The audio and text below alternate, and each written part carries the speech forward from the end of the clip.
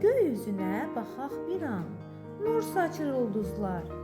Günəş mərkəzdə parlayar, ətrafında planetlər var. Hər biri öz yolunu bilər, dövr edər ahəngdar. İndi planetlər danışsın, söz növbəsi onların.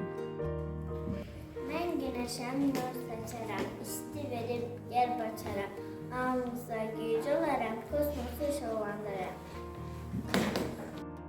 Binirəyəm parlaq üçün, duman isti özüm. Gözdə gözəl görünlərə, istiliyinə seçilərəm.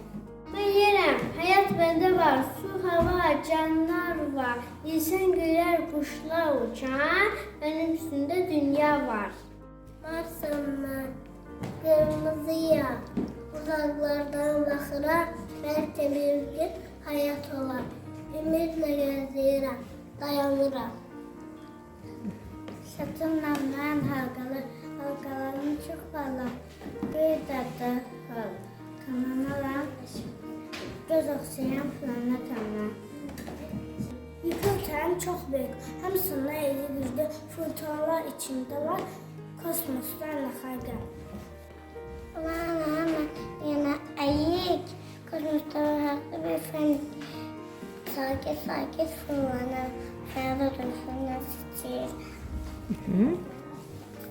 Neptuna mən maviyəm, soyuq dərin səmalardayam. Uzaqlarda parlayıram, səssiz və sakit dayanıram. Unutanam, mən balacayam, uzaqlarda fırlanıram. Planet deyil desələr də kosmos ailəsindəyəm. Aferin hər bir planetə, aferin. Alqışlayaq planetlərimizi uşaqlar.